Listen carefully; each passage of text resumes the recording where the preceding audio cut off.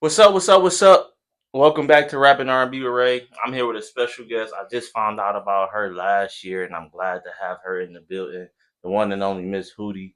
Let the people know who you are, a little about you, and then we'll dig a little deeper. I got you. Thank you. So I'm originally from Bridgeland, Mississippi. Born and raised. I've been around Jacksonians my whole life. Um, I started making music when I was in like 10th grade, so that's like 15, 16. Um, I was it was some homeboys in my school, Kobe and Makai, and they were making music, and they kind of like put me onto the ropes and stuff of using GarageBand Logic. So I just started recording, put out my first track, put out my first EP. Then after that, I just kind of started performing like maybe 2 years ago. First really big performance I did was with the Workout Room with Rita Brent, and I featured on her show. So after that, I've just been performing around the Jackson Metro and doing bigger and better things. Okay, right on, right on. So I'm gonna go start because I like to start with what I really want people to talk about. Your Mhm. performances. Mhm. Like everything I hear is always her performances is, Yeah. is amazing. She's a real rock star. So is that your next natural element, or do you go on the character, or talk to me about how you dabble into those adventures? Um, I think Myss Houdie is sort of an amalgamation of all of my inspirations and the people that I admire.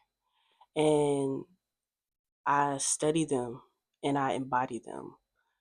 Specifically with my performances, half of it is just getting up there and having fun and just doing things that I would normally be embarrassed about, like as myself. And then the other half is actually working, um, like performing in the mirror, looking at what I look like from the front and from the back, and working on, I guess, channeling. Because I believe that, like, when I perform, I let God move through me. That's like I feel like the bulk of it. It's just letting God use you to translate feeling to others. So um, I just use that, and I use my inspirations, and I also use, I guess, my experience, just my personal experiences, to kind of um, push me onto the stage and let me leave everything on the stage, just because there's no other time and place I'm going to get to do that. Okay, that's dope. Actually, Yeah. um, it's almost like a release of energy. Yeah, absolutely. That's definitely what it is. I mean, I would watch people like Little Richard, Elvis. I watch Beyonce, of course. I would watch Stevie Ray Vaughan, a lot of blues artists as well, because I really feel like the sort of intention that blues artists put behind their performances is so genuine and so raw that that's definitely an element that I bring to my performances. Is just to be extremely genuine, because it's such a integral part of making music, and then also having other people feel what you feel. Okay, so you talked about how you got started, Hmm. but talk more about how you fell into this lane of passion of studying the art Hmm. and then putting that into your own artistry. Right. So man, uh so the breakdown of kind of, I feel like, getting into um being intentional was really, like, I guess, inspired by that kind of like second stage in my life. So like the first stage was, I would listen to what my parents would listen to, which was blues. It was um Stevie Ray Vaughan, Jimi Hendrix, BB King, Albert King. And then I sort of started to develop my own palette for music, because they had this collection of CDs. And I would just go in there and I would just start listening. And I think the first CD that I really listened to that I clicked with naturally was Miseducation. And so I was around 11 at that time. And then I started listening to Tori Kelly, India Irie, Jasmine Sullivan. And what all these people have in common is that they're very intentional writers. So once I started putting intention behind my words, which I was already writing after the blues, I was just having fun. But when I started being intentional and I learned how to sort of, um, I guess, embody a feeling with just a couple words, you have a lot of feelings, but only so many words that you could, use in a song. But once I learned how to do that, I really became unstoppable as far as being creatively inclined to create a song. So then I started kind of perfecting it and letting it live inside a moment when I started recording. Um, and I would mix and master everything myself. Everything that everyone hears, everything on SoundCloud, Spotify, Apple Music, I mix and master myself. And it really just was simply out of the lack of resources that I had. I just used, my ears, and I would just play around until it sounded right, until I got to a place where, I had access to professional things and professional equipment. So I started letting it live in the moment, like just when I started recording, and then I added on to my skill set. Um, and then performing came. Like I said, that's kind of a very recent thing for me, performing, other than what I did in my bedroom, of course. um, and like I said, just studying, watching, and creating a moment on stage was very different from recording, because recording, you're trying to make it as perfect, As possible. and yeah, and trying to put in your head like was trying to write an essay basically, but create acoustic landscapes. Whereas performing, you kind of have to create this moment. So from the blues to songwriting to listening to like UGK is really like in my teenage 20s era, like UGK, LaChat, Gangsta Boo, Megan Thee Stallion, even in there, like all these like really raw, really grotesque people. I think is kind of what brought that kind of raw, unapologetic element to my performance and to my lyrics. So, yeah, I feel like that's a pretty thorough breakdown. No, for sure. You doing exactly what I would desire for you to share. So talk to me about your songwriting process. Mhm. Like when it's time to put the pen to the paper. Right. What is that like for you? It's different every time, honestly, and it comes from a different place every time. I appreciate so many artists that again have like a different process, like blues artists. They write from just a very emotional place that exists, I feel like, within all black people. um because the blues has such like a integral like element um that is present in all music, and that is the emotion. um And so I really have to start there with everything, you know. And then I kind of choose which direction I want to go. And sometimes it's on purpose and sometimes it's not. So artists like Jasmine Sullivan, Sir, they do what I would call concept writing, where they write albums kind of surrounded around a central theme, like Hotels.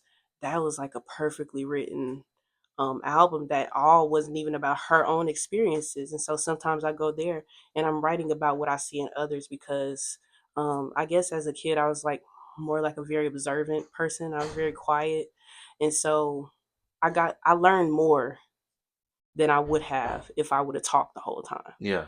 So listening brought a lot of ideas to me. So it still does, and I usually use that, or I'll come from a very usually grotesque place within myself. Um, it's usually like something bad. Oh It's man. usually something bad got to do with some partner, some lover somewhere, some boy, some man, sometimes even a girl, um, or just sometimes uh, a very anxious feeling that I get. Um, and I'll either start with a track or I'll start with a guitar even. I'll start with lyrics. I'll start with the chorus. It's different every time. It just depends on, Where the energy leads. yeah, and where I am. Sometimes I'm in the shower and It it came just, to yeah. you. So, because I'll just be, I'm always thinking, as a creative. So, it really is different every time. It just depends on, but centrally it comes from the same place. Okay. So starting in 10th grade, Hmm. 2 years into like artistry, performing and everything. Hmm. What's been the most unforgettable moment of your career so far? When I did locals only at Hollow Miles was really a pivotal moment as far as my confidence in my art and in what I do because how locals only is set up. There's three artists, Hmm. and I was the kind of middle artist, and I had not realized how many people came to see me until the first artist kind of went off, and then I got up, I went towards the stage, and everybody started gathering in that little front area, in like the hangout, and phones and people sitting on the floor, and I'm like, oh my god, This is serious. yeah, this is serious. Like these people, um, and have invested in me. And that really brought a new dedication to what I do because now I owe it to these people to succeed and to keep going. Because to me, I fail these people. I fail their 15, 10, $15 that they've invested in me, even though it's small, it's big in hindsight and in future sight. It's a huge investment to believe in someone, and to show up for them. So now I'm very dedicated because of those people and because of the people that show up for me, um, on and off the stage and in and out of performances. I have to, it's a responsibility to give back to those people. And that's strong. I appreciate that because, Hmm. what may be 5, 10, 15 now Right. equates out to 500,000, Exactly. 15,000, you Right. know, well, 15,000 might be a little strong, but 1,500. Hmm. um, and the performance at that point, the respect of the performance, I feel like if Right. you have it now, it translates there. A lot Right. of people feel like I'm gonna give a piss poor performance. I'm gonna give a $5, $10 Yeah. performance No. here, and then those people that pay $5, $10 don't want to come back. Right. Whereas when you giving the $500 performance to the $5, $10 people, Yeah. they ready to grow with you, and as they grow, Exactly. those are the people that sit in the front seat. And I remember when it was $5 and now Hmm. it's $1,500, but she's in the stadium and I'm still in the same seat Right. with my camera in there supporting. So no, that respect for the people that, like you say, invest in you Hmm. is so strong, and I hope that you keep that. And that leads into my next question: where do you see it going, or where do you desire for it to go? Because I just put you in the stadium, but that might not be where you want to go. So what's I want to go wherever I'm meant to be and wherever God means for me to be. Because I feel like oftentimes as artists, we kind of look at people that's before us. And I kind of had a huge issue with this. I look at people that were, seemingly further than me down their path. But that doesn't mean I'm supposed to be down their path. If they're further down their path, they're on their path. That's not meant for me, all the time.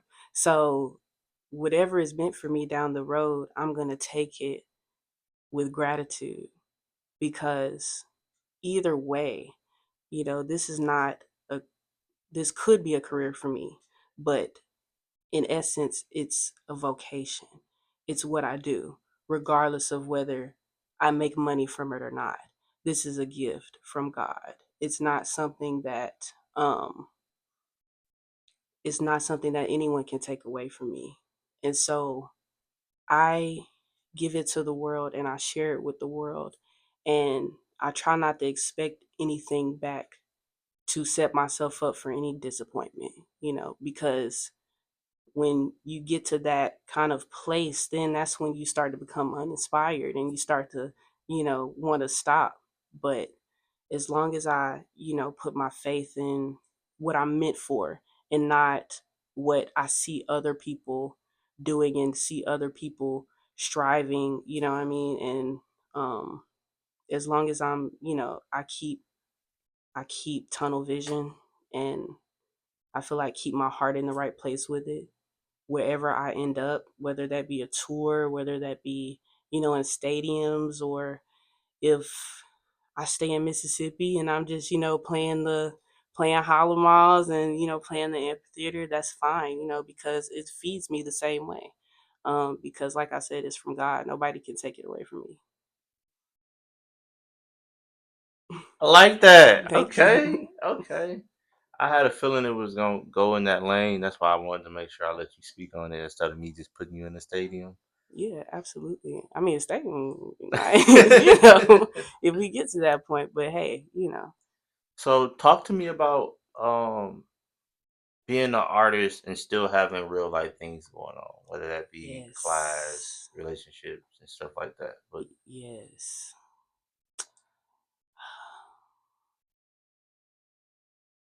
Well, I'll put it this way, kind of like in the words of Lauren Hill, more or less. You have to experience life before you can put that into a creative medium. Life has to happen. You can't once you start throwing yourself into creative um creative exploits without and you let the business be your life, you start to compromise the integrity of the quality of your work. You lose the essence of life within every piece of art that exists. Art exists because life exists. It's reflective of the times, it's reflective of emotion, it's reflective of what people go through.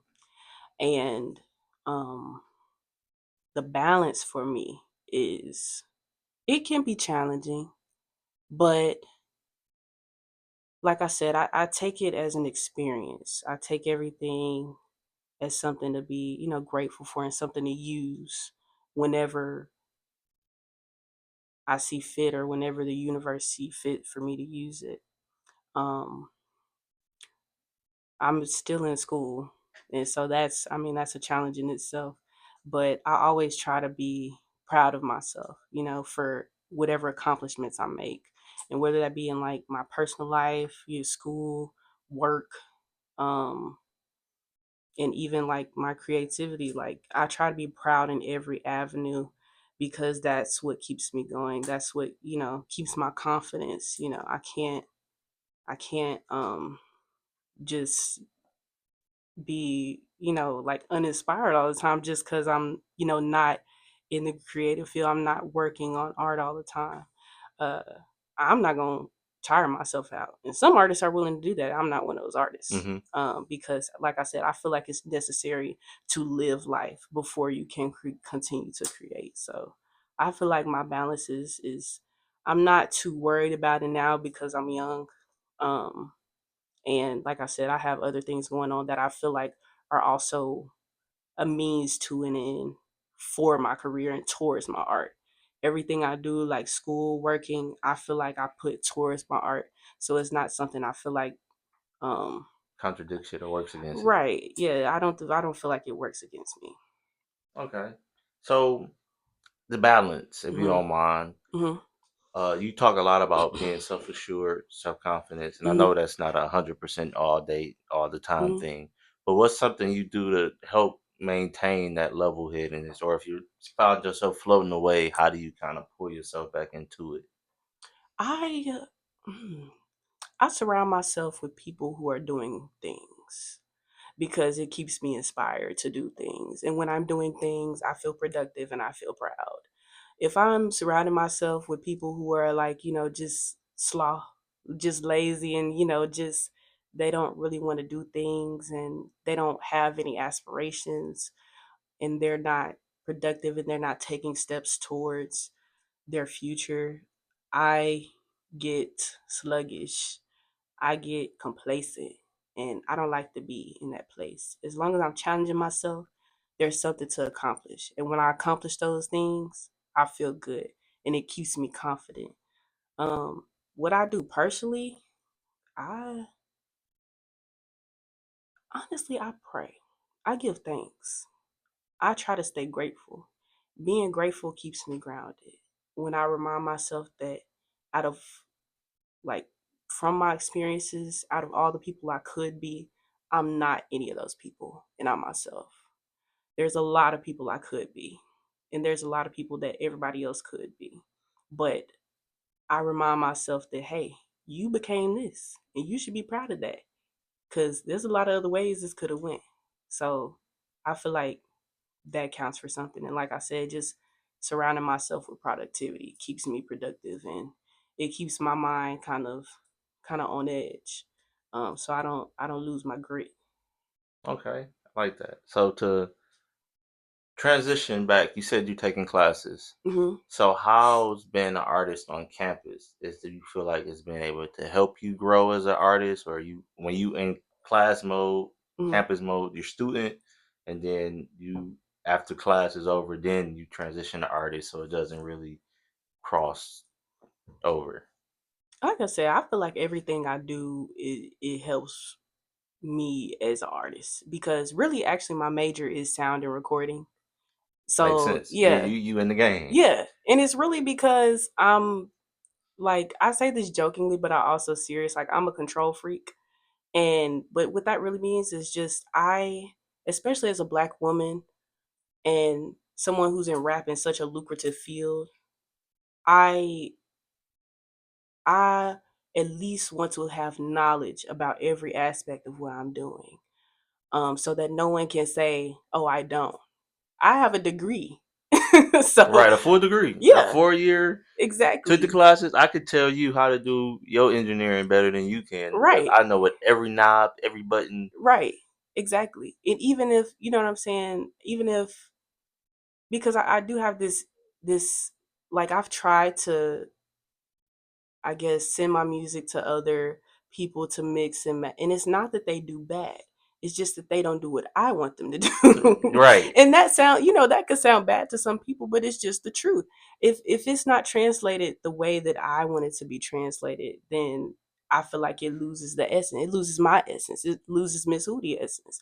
So yeah, I mean, but yeah, I feel like all the everything I do is very intentional. I'm not very often doing anything and not thinking about what it means for my music.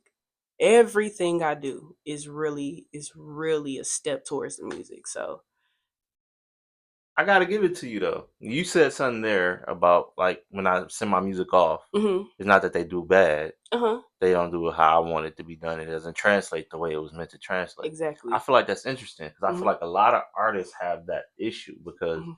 the engineer is editing it based on what the engineer believes it Right. should translate to Mhm.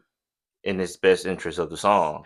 But if the artist had, the intention and went Right. and studied and learned and listened and knew Right. how to adjust it and Right. like I see what you did there, but when I Mhm. recorded it or when I wrote it, Mhm. before I recorded it, I knew this wanted to be a higher pitch. Right. So make it a higher pitch. Exactly. So I feel like that intention translates throughout the song to the result, through the performance. Absolutely. And that's heavy equipment that you working with over there to be able to move as you please to be able to get to where you want to go. Yeah. So I just wanted to commend you on that and give Thank you you so much. I your appreciate claps for that. that one. Do you feel like you would be open to, I guess, engineering or helping someone else's song, or do you feel like you kind of like that more so for yourself? Mm. Right now, primarily for myself, and I'm gonna tell you why. Because just like I want my stuff to sound how it sound, I know that whatever artist I work with, 9 times out of 10, they're gonna have a specific setup for what they want it to sound like. Now, some artists They just say, I'm gonna record it, make it sound good. And that's sort of corrective engineering. Hmm. Corrective engineering is just you're editing, you're adding a few, processors here and there, and you just making it sound good for your ears because every engineer's ears is different. But then you have artists who understand that mixing, mastering, creating a sonic landscape is just as much of a creative process as writing or drawing. You are putting the listener into a field. You're putting them into an experience Hmm. within that song. So your choices are very important, and their choices, they're creative because they are choices, because you don't have to do anything, but you can do everything, you know? And so the choices are very important when you're mixing and mastering, and my choices are very specific to me Right. and what I want to hear from my song and from my voice. And, so having doing that for another artist is hard because I'm gonna do it, based on what I What I think. like. Yeah, based on what I like because it's creative for me. Um, so I don't do very much correction. I just, like If I'm gonna do it, I'm gonna give me the yeah, blank canvas and the yeah, paint, and I'm gonna put it together. I don't want the exactly. stencils, and Right. that I makes don't sense. I don't just I don't just, turn knobs and hope for the best. I that's why I'm in school because I want to know what everything does cuz I can make a choice whether or not to do those things. So, yeah, I don't know about other people. Maybe sometime in the future I might I might start mixing and mastering for others, but I know for me right now, I need to finish my own music so people can stop yelling at me Cause about where my music is. nah, cause I'm definitely on team yelling at you. Yeah. Where it's at. So, but that's the next question. So, Uh-huh. after you record, since you're doing everything yourself, Mhm. how long does it typically take from getting in front of the mic to having the song the way you like it? On a general song, because I know some songs you might have to go back again and tweak it and tweak it and tweak it, but in a general aspect of a song. I honestly, it's hard for me to answer that because I have not even had a consistent release pattern enough to even tell you like what the general consistency is with my songs. I mean, I've had like the EP Coco I put out in like 2020. That was like I did that in like 2 days. I promise you. Like I was just bored in my bedroom. I sat there, I did it, and then I just, Put made it it out. sound how I wanted it to sound, and Yeah. then I put it out. But then you have songs I've been sitting on, like a bunch of the songs that I've performed are recorded. They have versions, but they're not good enough To for me. be to Yeah, put it out. they're not good enough for me. So I've been sitting on those for like 2 or 3 years, just because well, one, I take more and more from school as I finish. Hmm. And so every time I learn something new, I'm like, wait, let me go back and see if I can apply this to the song. So I've been sitting on them. But once I graduate, I promise, I'm not gonna have any excuse to not have something out. Okay, so I don't know how you feel about industry, so I Mhm. guess I'll get to that question. But currently, especially with the streaming world that we're living in now, Mhm. artists are putting out multiple renditions of the same song. Mhm. Have you considered doing that? That way, you can always continue to, because you're gonna always find out new things day in and day out. But Yeah. we'd take remastered one, remastered two, remastered three. Because by the time we get to remastered six, it might not even Yeah. sound like remastered one. And we just Yeah. get a new edition of the song. And it's like, I like four. I'm team six. And it's the same song. You putting it out, you getting the streams, and your Mhm. audience and your fans are able to like, I Mhm. want to see what she changed on this one. Like, what did she add? What did she take away? I Mhm. feel like that as a fan could create its own kind of ordeal in itself, especially Mhm. with you being so intentional and creative in your art. Yeah. I mean, if we had like six Mona Lisas, I'm pretty sure they'd Yeah. be side by side, Yeah. and they'd be like, "Well, you see the eye on that one's a little Right. less crooked than the eye on." So I think that'd be dope. I mean, in that way, you know, we not bugging you about putting art out, and Yeah. you necessarily not Like if you put out final, we probably like lose our mind at that point. Like it's like Yeah, this is song final. I think that, yeah, but I think the audience, I think that'd be a journey that people would want to go on with you.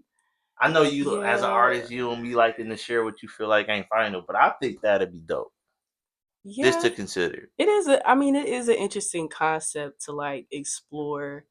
I guess it's kind of like a side chain to like my main output as an artist, just to maybe I don't know. I can make like some sessions of just like me mixing, and that would definitely be an interesting concept. But you know, I'm picky, I know. so I can't. We gonna I'm have to find somebody in your circle to hit the button when you go out the yeah, room. We just gonna hit the button. yeah. Somebody's gonna have to because I will not do it. I'm gonna let it sit there until it sound right to me. No, that's fair, and I respect your respect of your art to that Hmm. degree. So, is it anything that you would add to a or tell to a upcoming creative artist that can help inspire them to be the artist they want to become? I would say don't let this world pass you by. Don't let fear rule your decisions. Don't let fear keep you from anything. The courage to try will take you much farther than the fear to fail. It really will. There's nothing at any point when you're creative that anybody can do to take that essence and that gift away from you. And my mother told me that when God gives you a gift and you don't use it, it will go away. Because at that point, we're going to assume that it's the wrong gift or you don't need it for anything if you're not going to use it, you know, to give to the world if you're not going to share it. So, I definitely believe that if you have a gift, use it. Use it for whatever you may think it can apply to. People underrate themselves so much when really what they do is cool as hell. Like, Dope, a whole yeah, bunch of dope people out there. yeah, it's a lot of dope people, and recognize yourself for being dope. Be proud of yourself for small accomplishments to the big accomplishments because every little thing you do is worth something. And you never know who you might inspire, and you never know who's in what room either.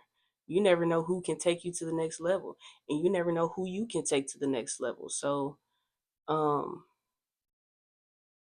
definitely just pay attention to yourself and be extremely intentional.